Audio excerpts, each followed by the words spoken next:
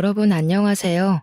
저는 나이 40대의 사연에 푹 빠져서 모든 사연을 섭렵하고 제 이야기도 한번 풀어볼까 싶어 기웃거리고 있는 여자입니다. 제가 진짜 기가 막힌 사연을 하나 가지고 있는데요. 여기 계신 사연자분들의 이야기와 크게 다를 거 없는 막장이라 한번 풀어볼까 합니다. 저는 살면서 저한테 이런 일이 일어날 거라고는 꿈에도 생각하지 못했어요. 왜냐하면 제가 결혼한 사람이, 그러니까 제 남편이 말이죠. 저랑 무려 30년 지기 친구였거든요. 모든 걸 다 아는 사이라고 해도 과언이 아닐 만큼 서로의 과거를 속속들이 알고 있는 사람이었어요. 제가 한 동네에서만 30년을 살았던 사람입니다. 무리하게 대출을 받아 손수 주택을 짓고 사셨던 우리 부모님. 평생을 손수 지은 집이라며 절대로 이사 못 간다고 하셨었거든요. 그 동네에 살고 계신 사람들 대부분이 손수 지은 집이라며 그 터를 떠나지 못하시는 분들이긴 했어요. 우리 부모님의 집이 낡아서 보수가 필요할 때도 서로 돕고 도와가며 보수를 하고, 또 다른 집에서 보수가 필요하면 동네 사람들 모두 모여 돕고, 그니까 그 동네 사람들이 전부 집안에 숟가락이 몇 개가 있는지 다 알 정도로 친한 사이라는 거죠. 우리 옆집에 살던 동갑내기 친구가 바로 제 30년 지기 친구이자 남편이 된 놈이었습니다. 저랑 남편은 초등학교도 중학교도 고등학교도 같은 학교에 다녔고 졸업을 했어요. 모든 졸업사진마다 남편의 얼굴이 떡하니 찍혀있는 걸 보면 얼마나 어이가 없는지 모릅니다. 물론 대학에 가서야 드디어 갈라지긴 했지만 그게 저희의 사랑이 싹트게 된 계기이기도 합니다. 매일같이 등교하고 학교하고 학원까지도 같이 다니다가 20살 되자마자 갑자기 서로 다른 곳을 향해 가니까 마음이 이상하더라고요. 등교하면서 같은 반 친구 욕도 하고 선생님 욕도 하고 시험 성적 서로 몇 점 나왔냐고 내기도 하고 해야 하는데 지하철역까지 혼자 걸어가고 수업 마치고 혼자 오는 길이 너무 길고 외롭게 느껴졌어요. 근데 그 마음을 제 남편도 똑같이 느꼈다는 거예요. 자꾸 머릿속에 제가 둥둥 떠다녀서 미친 줄 알았다고. 그래서 군대로 도망을 간 거예요, 이 바보가. 근데 군대에 가니까 서로에 대한 생각이 더욱 절실하게 나는 거죠. 결국 제가 못 참고 군대 면회를 갔다가 그날 서로의 마음을 털어놓고 이야기를 하게 되었습니다. 제가 그때 참았더라면 이 기가 막힌 일도 겪지 않았을 텐데, 아무튼 남편이 군인임에도 불구하고 연애를 시작했고요. 저는 바보같이 그 꽃다운 시절을 군대 간 남자 기다리느라 허비해야 했습니다. 대학 시절에 이 남자 저 남자 만나보고 클럽 같은 데도 다니고 즐겼어야 했는데 코가 확 깨이는 바람에 아주 수도승처럼 지냈죠. 친구들이 어차피 군대 가는데 클럽 가도 모른다고 꼬실 때도 무슨 열려문이라도 세울 것처럼 굴었으니까요. 남편이 휴가만 나오면 좋아서 떨어지는 방법도 모르는 사람처럼 그렇게 연애를 했습니다. 같은 학교 출신인 친구들이 저랑 남편이 연애한다고 하니까 너네는 이미 부부 아니냐고 농담을 할 정도였어요. 그만큼 오래 하라고, 또 연애 감정이 전혀 생기지 않을 것 같은 사람들이었다는 거죠. 서로에 대해 모르는 게 없다는 건 장점이자 단점이었습니다. 가끔은 쉬고 싶은 날도 있는데 아무것도 할 거 없으면서 밖에 왜 안 나오냐고 닥달하는 남편에게 욕을 써주고 싶기도 했고요. 생리통이 심해서 집에서 쉬고 있으면 말없이 문고리에 초콜릿이랑 사탕 같은 걸 걸어두고 갈 때는 뽀뽀를 해주고 싶었죠. 불같으면서도 평온한, 오래된 것 같으면서도 신선한 연애를 쭉 이어갔습니다. 저희가 대학을 졸업하고 취업 준비를 할 때 서로의 이력서를 봐주고 고쳐주고 모의 면접도 서로 준비해주고 했어요. 보통은 사회인이 되면 또 다른 세상에 발을 들이는 거라고 하잖아요. 주변 모든 게 달라지니까요. 그래서 헤어지는 커플들도 많다고 하는데 우리는 오히려 서로 비밀이 없다 보니 더 편하게 연애를 할 수 있더라고요. 집안끼리도 다 아는 사이고 우리가 사귀는 걸 알게 된 이후에 저는 그 집에서 며느리, 남편은 이미 우리 집에서 사위 취급을 받으며 지냈습니다. 그렇게 딱 연애한 지 10년 차에 저희는 결혼을 약속했어요. 양가의 집안 사정도 다 알고 있고 숟가락이 몇 개 있는지도 아는 판에 사이좋게 허세 없는 결혼하자고 약속을 했습니다. 금전적인 문제로 의기투합이 되니까 결혼식 진행이 아주 순조롭게 착착 진행되었어요. 우리는 드디어 신혼살림까지 양가의 도움으로 얻어서 정착을 하게 되었습니다. 신혼집은 같은 동네이긴 하지만 서로의 집까지는 걸어서 15분 정도 걸리는 위치에 잡았습니다. 평생을 그 동네에 살아서 그런 건지 익숙한 동네를 떠나서 살고 싶지 않은 마음이 들기도 했고요. 부부싸움을 하게 되면 살벌하게 할 것 같아서 친정이든 시댁이든 가까운 곳으로 피신 가야 한다는 생각도 있었고요. 한 동네에서 오래 산 장점이자 단점이라고나 할까요? 거기만큼 편한 곳을 찾지 못하겠더라고요. 밤늦게까지 장사하시는 슈퍼집 아주머니와 언제 맡겨도 완벽하게 수선해주시는 세탁소 아저씨도 한몫하셨습니다. 남편과 저는 꽤 괜찮은 중견기업에 다니고 있었어요. 연봉도 매년 잘 오르고 직원 복지도 괜찮은 기업이었는데 저는 식품 쪽 사업부에서 일하고 있었고 남편은 패션 사업부 쪽이었습니다. 같은 계열사긴 하지만 건물은 다르게 위치하고 있어서 회사에서까지 남편의 얼굴을 마주 볼 일은 없었습니다. 그나마 다행이라고 해야 할지 회사에서까지도 내내 얼굴을 보고 있어야 한다면 금방 지겨워질 것 같았거든요. 남편은 패션 사업부 쪽의 일을 매우 마음에 들어하지 않았습니다. 사실 남편이 지원했던 부서는 전혀 다른 부서였거든요.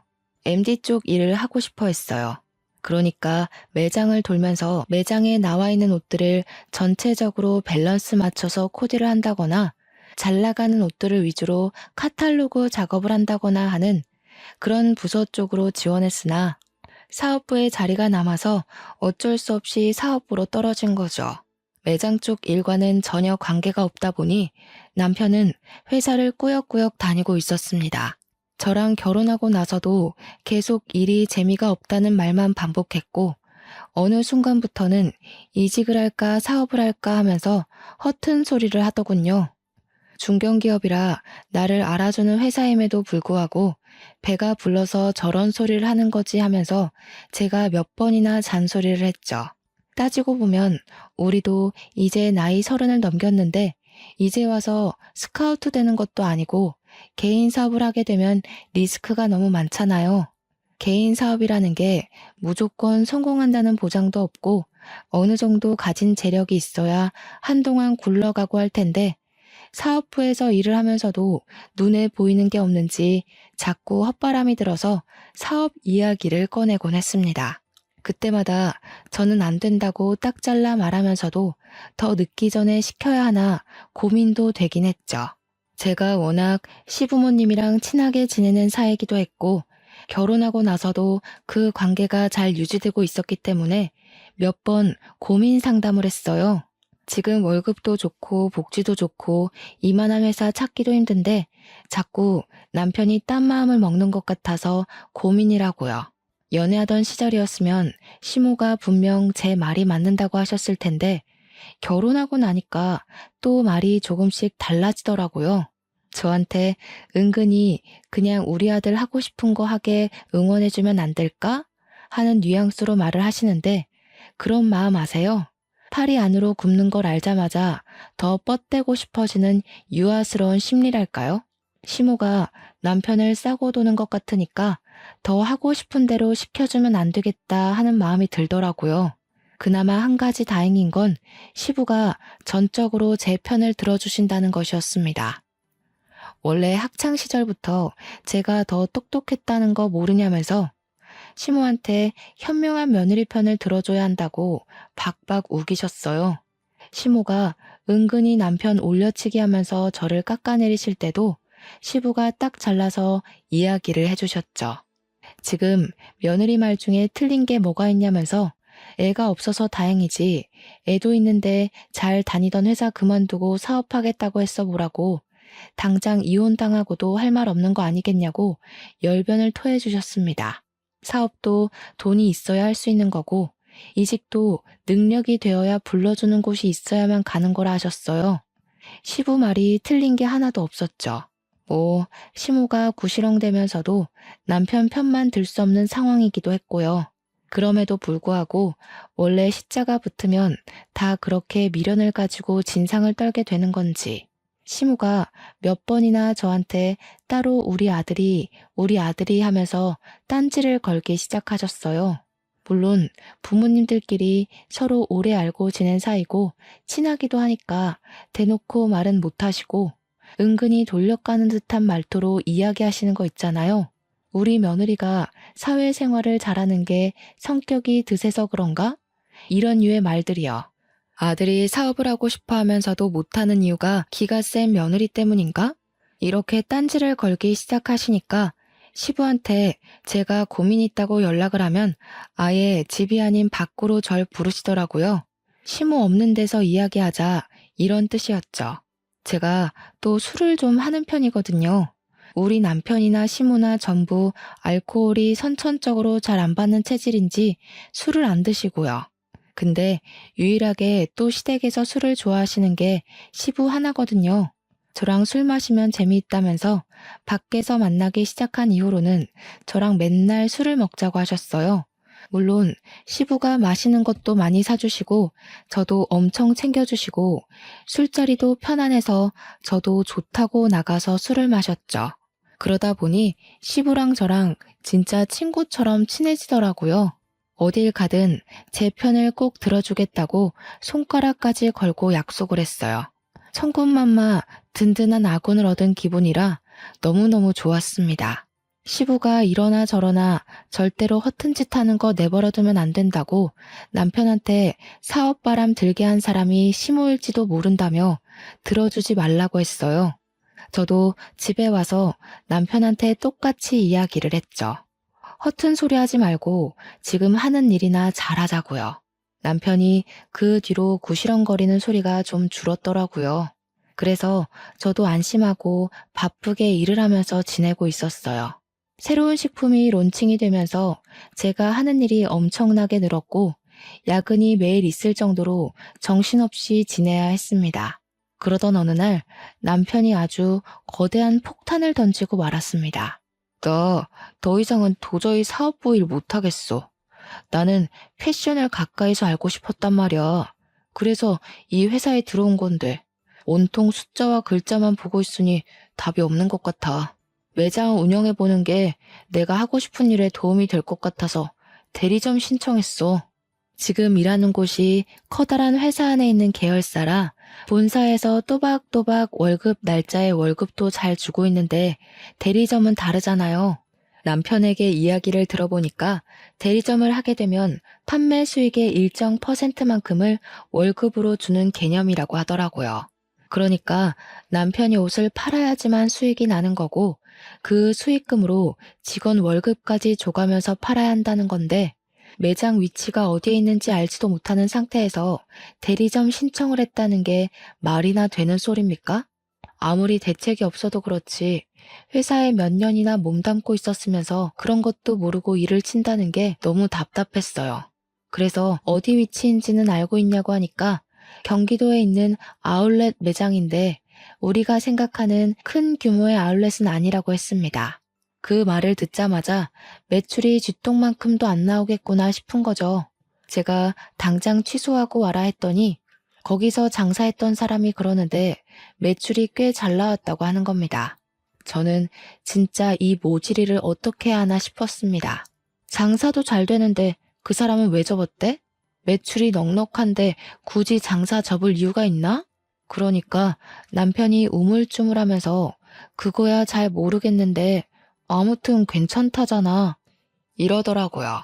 수상쩍은 위치에 매장 운영이라고는 한 번도 해본 적이 없는 사람이 거기 가서 퍽이나 잘하겠다 싶었어요.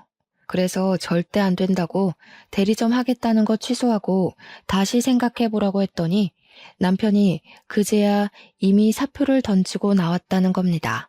대리점 신청도 다 끝났고 가게 보증금만 내면 그 자리에 들어가기로 했다는 거예요. 제가 얼마나 가슴이 터질 듯이 화가 났는지 이해가 가세요?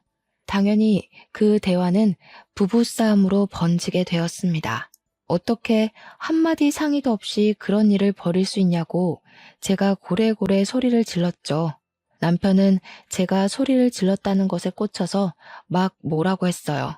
어떻게 남편이 하겠다는 일마다 부정적으로 볼 수 있냐? 소리는 왜 지르냐 하는데 이렇게 혼자 독단적으로 처리할 거면 결혼은 왜 했나 싶고 너무 열이 뻗치더라고요. 남편한테 솔직하게 이야기를 했죠. 너 자리 잡으려면 못해도 몇 년은 걸릴 거 아니냐고요. 그러니까 남편이 옷만 잘 팔면 됐지 자리 잡는 게 뭐 오래 걸리겠냐고 빠르면 한 달 안에도 할 수 있는 거 아니네요. 저는 남편에게 그 사업체가 돌아가는 시스템도 모르면서 다짜고짜 대리점을 내면 누가 도와줄 거냐고 너 잘할 수 있냐고 따졌어요. 그러니까 뭐 자기가 패션 쪽 일을 한 게 몇 년인데 그것도 모르겠냐고 으름장을 두더라고요. 지금 하던 일도 패션 쪽 일인 걸 알면 잠자코 잘 붙어나 있지 꼭 이런 식으로 사고를 치죠. 판매하는 거랑 사업부 일은 완전히 다른 거다. 사무직이랑 서비스직이 어떻게 같을 수 있냐고 했더니 대꾸 안 하더라고요. 씩씩거리면서 자기 오늘 기분 나빠서 시댁 가서 자고 오겠다고 나가버렸어요. 저는 혼자 남은 집에서 이 사태를 어찌 해결해야 하는가 고민을 하고 있었는데 시부한테 연락이 왔습니다. 술 한잔 하자고 하시길래 마음껏 취해보려고 술을 마시고 속 시원하게 털어놓았어요. 생각이 없어도 너무 없는 것 같다고 어떻게 상의도 없이 그런 일을 할 수 있냐고 하니까 시부가 되려 미안하다며 보증금은 시부가 내주시겠대요. 그래서 에라 모르겠다, 될 대로 되라 하고 손 놓기로 했습니다. 당연히 제가 결심해야 할 일은 남편이 자리를 잡기 전까지 애를 가지지 않겠다는 것이었습니다. 하지만 세상 일이 제 마음대로 될 리가 없죠. 그렇게 다짐한 지 4개월이 막 지났을 무렵 제가 글쎄 임신을 떡하니 하고 말았습니다. 물론 양가에서는 무슨 잔치라도 벌일 것처럼 난리를 떨면서 좋아하셨습니다.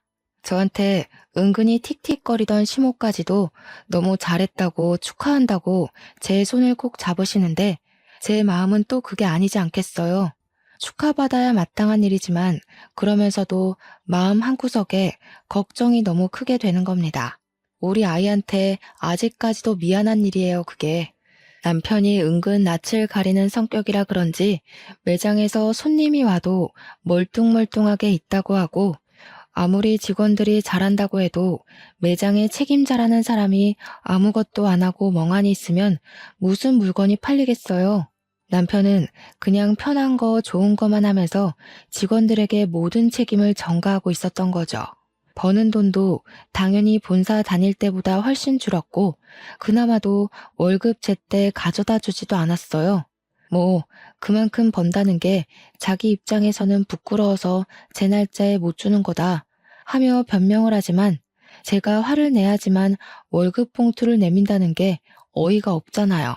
도대체 그 돈으로 뭘 하고 다니는지, 왜 만날 돈이 없다고 난리인지. 안 그래도 임신한 뒤로 예민함이 극에 달해서 미치겠는데 남편 주머니에서 로또가 계속 나오더라고요. 남편한테 로또 한답시고 월급이 반토막 난 거 아니냐고 막 따지니까 그래봐야 5,000원인데 뭐가 문제냐고 하더군요. 5,000원짜리가 10장, 20장 나오니까 제 속이 터지는 건데 도대체 제 남편의 눈치는 어디다 팔아먹은 걸까요? 어차피 당첨되지도 않을 거 그만 사라고 했더니 아울렛 주변 매장 형들이 전부 로또를 한다고 안 할 수가 없대요. 그나마 다행인 건 그 형들은 로또도 하고 스포츠 토토도 하고 그러는데 자기는 스포츠는 잘 몰라서 로또만 하는 거래요. 제 눈빛이 얼마나 경멸스러웠을지는 안 봐도 비디오였죠. 로또 용지 보니까 숫자도 제 맘대로 적혀 있길래 남편한테 번호 정해서 돌리는 거냐고 물어보니 자동이래요. 자동으로 해야 그나마 5,000원씩 잡힐 때가 있다면서 이를 드러내고 웃는데 도대체 누가 5,000원 벌겠다고 로또를 하나요? 제 남편이지만 참으로 모자란 놈이 아닐 수 없습니다. 그러더니 저한테도 로또를 사다 주겠다고 운을 떼더군요. 저는 번호를 고심해서 6개 골랐고 앞으로는 이 번호로만 로또를 사다 달라고 했더니 저보고 돈 낭비래요. 진정한 로또는 자동이다 어쩐다 하면서 핀잔을 주는데 지 주머니에서 나온 로또들 보면 답 나오죠. 누가 돈 낭비를 하고 있는 건지 참나. 시간은 계속 흐르고 남편이 벌어오는 돈은 쥐꼬리보다 조금 나은 형편이었고요. 저는 애를 어찌 키워야 하나 정말 막막함에 어쩔 줄 몰라 하고 있었습니다.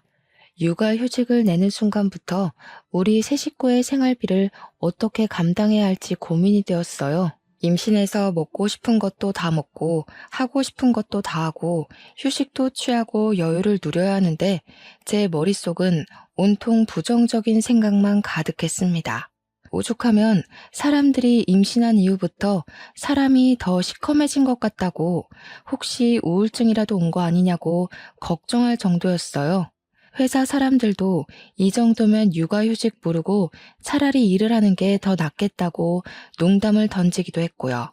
철없는 남편이랑 살아본 적 없는 사람들이라 제 고충을 모를 것 같아 입을 열 수도 없었습니다. 거기다가 우리 집 남편 놈은 점점 수상한 행동을 하기 시작했어요.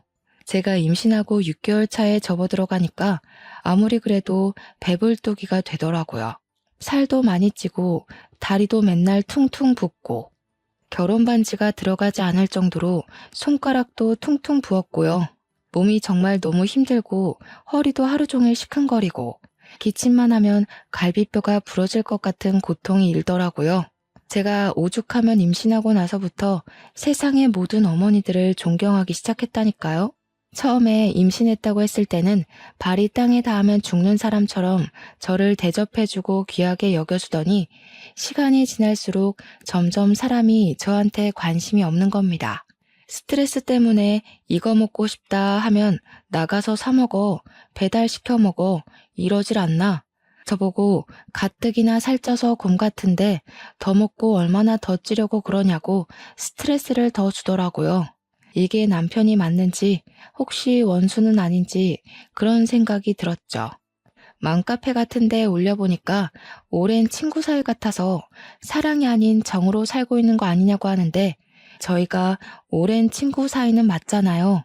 이 사람이 정말 이제 더 이상 나를 사랑하지 않는 건 아닐까 하는 생각이 들었습니다. 그런데 더더 의심 가고 수상한 행동은 말이죠. 저에게는 세상 무관심한 사람이 행색은 엄청 번지르르하게 하고 다닌다는 거였어요. 평소에는 머리 감기 귀찮다면서 절대 하지 않던 포마드 같은 걸 발라서 싹 고정시키고 다니지를 않나. 행커치브 같은 것도 그날 코디에 맞춰서 일일이 갈아 끼우고 다니고 구두도 못 본 사이에 여러 켤레를 샀더라고요. 예전에 학창시절 때부터 우리 남편이 한 가지에 꽂히면 그것만 신던 놈이라 신발은 정말 딱 한 켤레만 사서 신던 놈이거든요. 그런데 뭐 기분에 맞춰서 로퍼를 신어야 되니 윙팁이 어쩌니 하면서 못 알아들을 소리만 하는데 이런 꼴을 보고도 의심하지 않을 여자가 있을까요? 거기다가 인터넷에 보니까 마누라 임신 기간에 남자들이 바람을 제일 많이 핀다고 하대요. 저도 워낙 돌려 말하는 성격은 아니라 신이 난 남편한테 너 바람 났니? 하고 물어봤어요. 그러니까 남편이 갑자기 딱 정색하면서 무슨 그런 소리를 하냐고 기분 나쁘다면서 출근한다고 나갔습니다. 뭔가 티나게 어깨도 굽고 갑자기 정색하면서 아니라고 하는 게 오히려 더 의심 가고 믿음이 전혀 안 가는 거죠. 그러더니 그날부터 매장에서 마무리하는 직원이 일을 그만두었다고 본인이 마무리 매출까지 정리하고 퇴근해야 한다고 늦는데요. 매장에 직원이 셋이나 있었는데 하나 빠진다고 남편이 모든 일을 다 떠맡게 되는 건 아니잖아요. 심지어 직원들 월급 주고 나면 본인은 그 월급보다 못한 돈 가져와서 생활비로 내미는 주제에 제가 출산이 임박해서 남편에게 마무리는 다른 직원에게 맡기고 집에 일찍 들어왔으면 좋겠다고 했어요. 물론 아이가 언제 태어날지 모르긴 하지만 낮에는 그래도 시댁이니 친정 식구들이 가까이 있어서 상관없는데 밤은 이야기가 다르잖아요.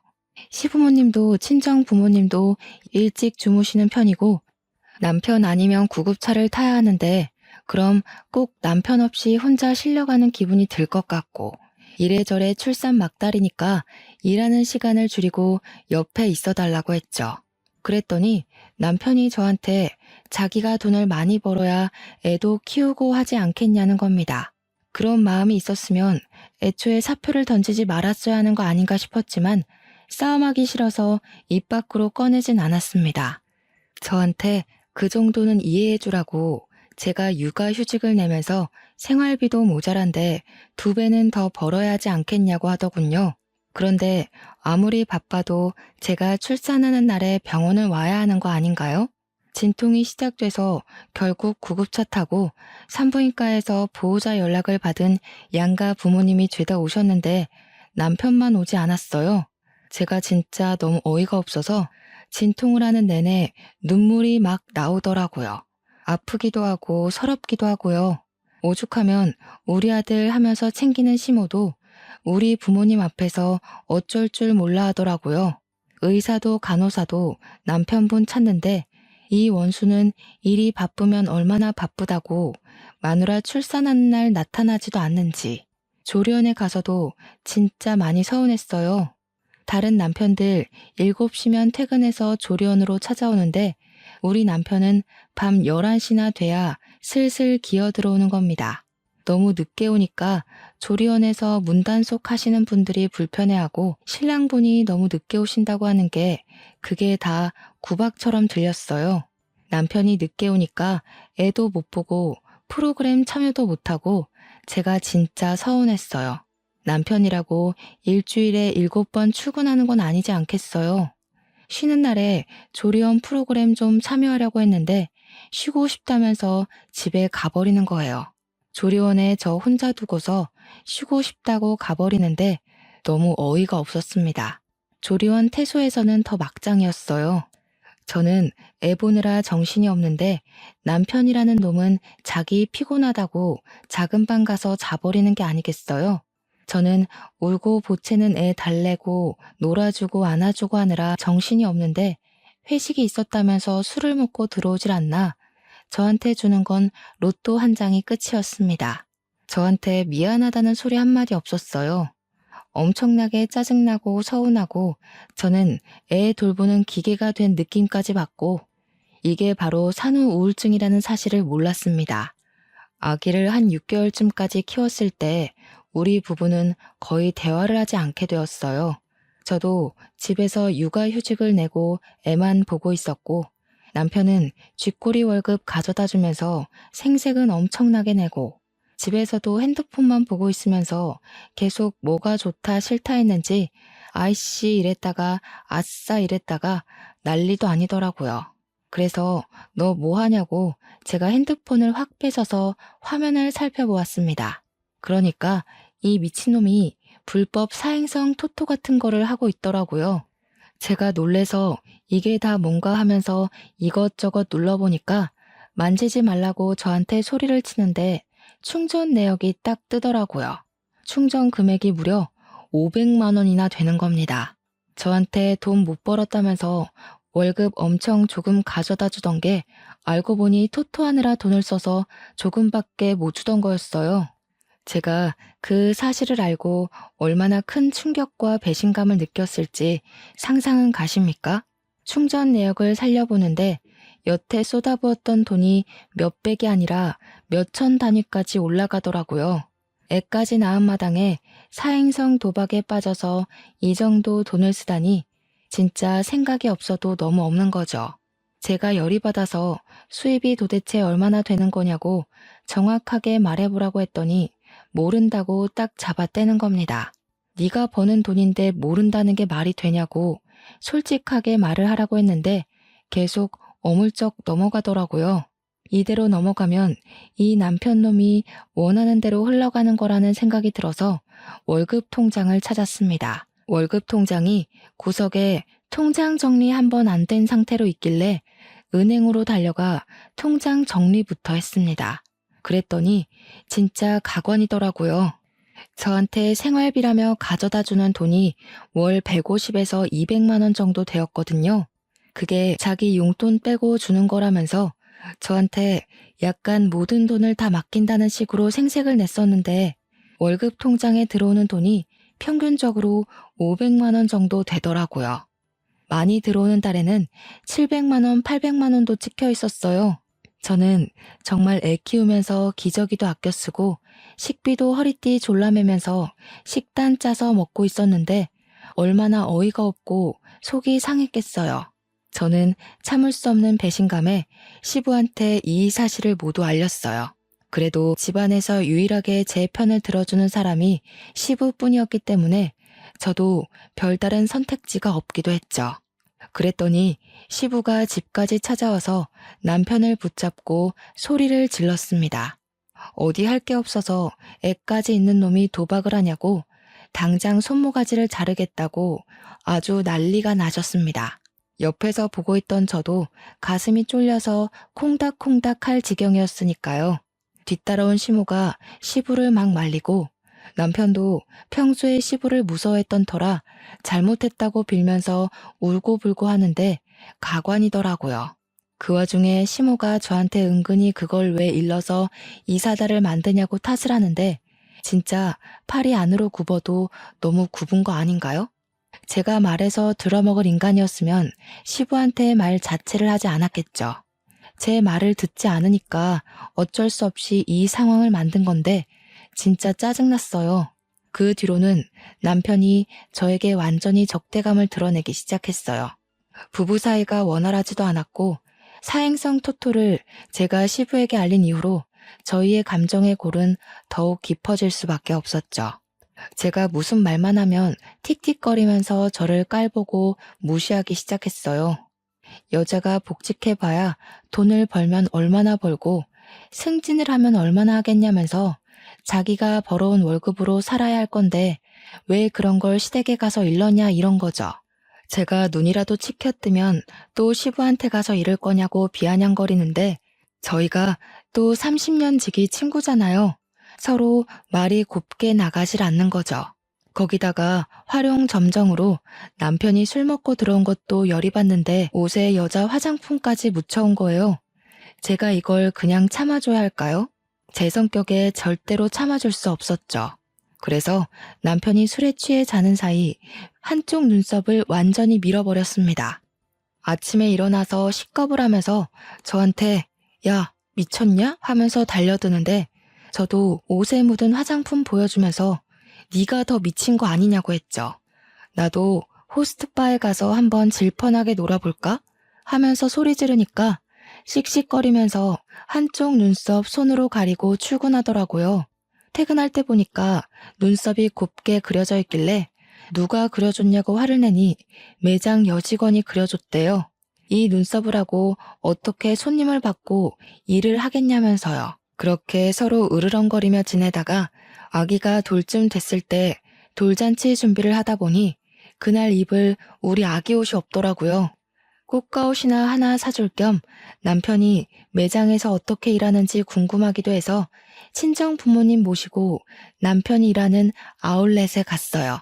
미리 간다고 연락하지 않고 불시에 찾아갈 심산으로 아기 옷부터 구경을 하고 오후쯤 되어서 남편의 매장으로 갔죠. 서프라이즈 할 겸 이제 돌잔치도 얼마 안 남았으니 앙금 털고 화해할 생각으로 간 거였어요. 근데 남편 매장에 딱 도착했는데 그 계산하는 포스 기계 아시죠? 그 앞에서 웬 여자애랑 백허그를 하고 실실 쪼개고 있는 게 아니겠어요?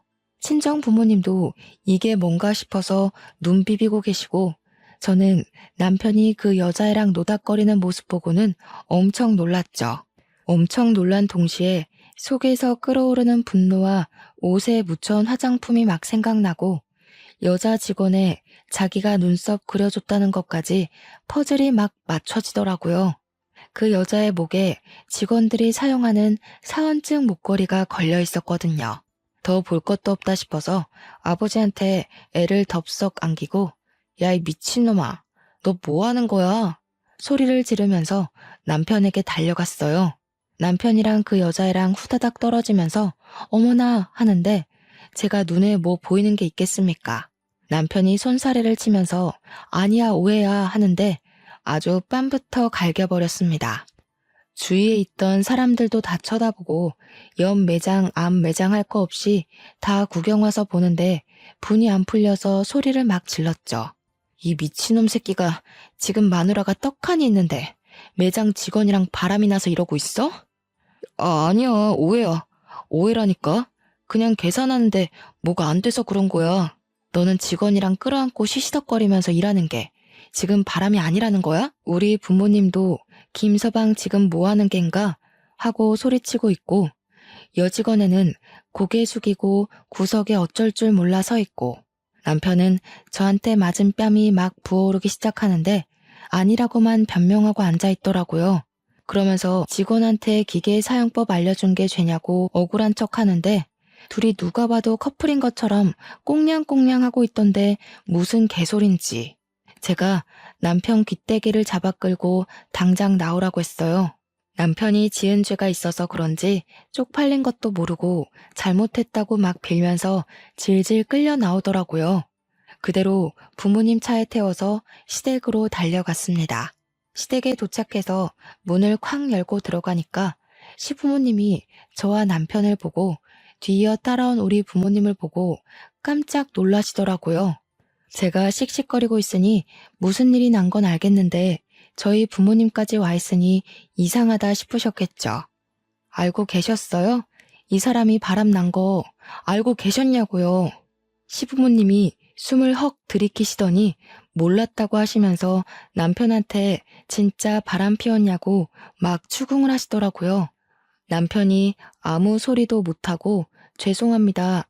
잘못했어요 하는데 우리 부모님은 김서방이 그럴 줄 몰랐다고 가슴을 쾅쾅 치시며 분노하시고 있고요. 그러니 시모가 저한테 쓱 이야기를 하는 겁니다. 아니, 평소에 집에서 애를 얼마나 구박을 했길래 애가 바람을 피우고 그러겠어. 우리 아들 뺨은 또 왜 이러고? 네가 때린 거니? 애 얼굴을 무식하게 왜 때리고 그래 정말? 저는 당연히 할 말을 잃었죠. 바람 피운 게 누군데 제 탓을 한단 말입니까? 평소에 제 편만 들던 시부는 아이가 떡하니 저희 부모님 품에 있는데 담배만 뻑뻑 피워대시고요. 세상에 너무나도 실망스럽더라고요. 아니, 얘기 들어보니까 우리 애가 오해라고 하는구먼 뭘. 바람 피운 것도 아니라는데 애를 때리긴 왜 때려? 내가 이거 그냥은 못 넘어가. 이혼해 너네. 시모가 되려 큰 소리를 치니까 기가 막혔죠. 남자가 사회생활하다 보면 한 번쯤 실수도 하고 그런 거 아니겠습니까? 어차피 지금 며느라가 복직도 못할 텐데 그냥 눈 딱 한 번 감고 넘어갑시다. 결정적일 때 팔이 안으로 굽는 걸 경험하게 된 거죠. 그래서 제가 그 여자 불러보라고 했더니 남편이 걔는 어려서 아무것도 모르는 애라고 하더라고요. 지금 누가 누구 앞에서 그 여자 편을 든답니까? 나랑 이혼하는 건 둘째치고 걔 이야기도 들어보자고 당장 데려오라고 난리법석을 떨었습니다. 그랬더니 남편이 그 여자애는 죽어도 못 부른다고 차라리 이혼을 하재요. 우리 부모님도 기가 막혔는지 사람을 잘못 봐도 한참을 잘못 봤다며 이혼하라고 내 딸 상처받는 거 죽어도 못 본다고 했습니다. 제가 남편 보고 짐 싸서 너네 집 가라고 하니까 군소리 없이 짐 챙겨서 시댁으로 가더라고요. 저도 이혼하기로 완전히 마음 굳혔고 30년 지기 친구고 나발이고 정말 하나도 소용없더라고요. 며칠 뒤에 이혼 서류 싹 작성해서 시댁에 들고 갔더니 집안에서 하하호호 웃는 소리가 막 들리는 겁니다. 누구 속은 다 뒤집어졌는데 자기들끼리 재미있는 일이라도 있나 보지 싶어서 비밀번호 열고 들어갔더니 거실에서 삼겹살을 구워 먹고 있더라고요. 가운데에 떡하니 그 상간녀인 매장 여직원까지 끼워서요. 저보고 다들 얼음처럼 굳었는데 너무 화가 나니까 사람이 차분해지고 웃음이 나더라고요. 그대로 달려가서 프라이팬을 뒤집어 엎었습니다. 그러니 다들 삼겹살 기름이 튀어서 막 소리 지르고 벌떡 일어나서 난리도 아니었어요. 그 가운데에 이혼 서류를 던지고 이혼하자고 했죠. 유부남 꼬셔서 바람 피운 너도 참 답 없다. 너도 이 새끼 도박쟁이인 건 알고 만나니? 아님, 너도 같이 도박해? 다들 저한테 뭐라고 한 소리 하는데 다 무시하고 시댁을 나왔습니다. 며칠 뒤에 이혼 소장 접수됐다고 연락이 오더라고요. 저도 재판기일까지 집을 정리하고 친정으로 돌아왔고요. 신혼집은 팔아서 반반 나눴습니다. 원래는 시부가 사준 집이었는데 재산 분할 소송하겠다고 하니 유책 배우자가 남편이라 돈을 더 뜯길 것 같았는지 딱 반 나누자고 하더라고요. 그걸 받아서 친정 와서 애 키우는데 보태 쓰고 있었습니다. 이혼하고 6개월이 지나서 복직 준비도 하고 지냈는데 옆집에 전 남편이 살고 있으니 여간 불편한 게 아니었어요.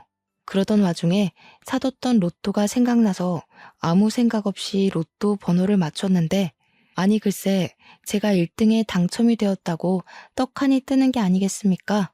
제가 너무 놀라서 이게 꿈인가 생시인가 구별이 안 가서 친정 부모님께 보여드리니 진짜 1등이 맞는다는 겁니다.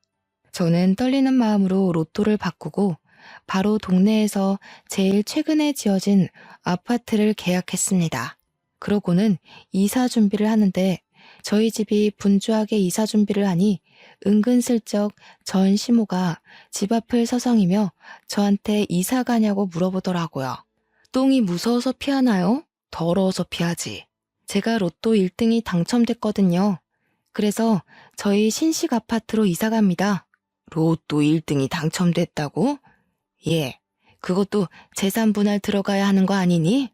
이혼하고 당첨된 건데 왜 재산 분할 대상이 되겠어요? 그 전에 당첨됐는데 속인 거 아니고 내가 변호사 찾아가서 물어본다. 그러시든가. 그 뒤로 무슨 콩고물 떨어질까 싶어서 우리 집 앞을 기웃기웃하는 것을 동네 슈퍼 아줌마가 너네 아들이 바람 피워서 이혼까지 했다면서 무슨 미련이 있어 여기서 서성이냐고 쫓아주셨어요.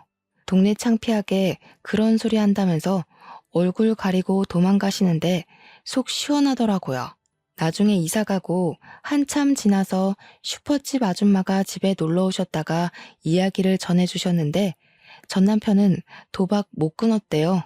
월급은 들어오는 대로 죄다 날리고 돈은 없고 빚만 늘어나니까 상간녀도 헤어지자고 도망갔다고 하대요. 시모는 동네에 아들 바람 피운 거 죄다 소문내서 쪽팔려서 못 살겠다고 난리고 시부는 돈 없는데 이사를 갈 수도 없고 미치겠다고 맨날 술만 드신대요. 저랑 이혼하고 아주 집안 꼴이 말도 아니죠. 이래서 인과응보라는 게 존재하는 건가 봅니다. 저는 무사히 복직을 했고 남들보다 더 열심히 노력한 덕분에 승진도 했어요. 한 우물만 깊게 파다 보니 제 능력을 인정받는 날이 이렇게 찾아오곤 하네요. 벌써 우리 아이는 말도 곧잘하고 아빠의 부재를 잘 받아들이고 지내고 있습니다. 언젠가는 좋은 사람 만나서 우리 딸에게 꼭 필요한 아빠를 만들어주고 싶은 마음도 있어요. 새로운 사랑이 찾아오는 그때까지 열심히 보면서 기다리겠습니다. 여러분도 그때까지 가정의 평화를 잘 지키시고 바람 피우는 놈은 절대로 봐주지 마세요. 제 이야기는 여기서 마치겠습니다.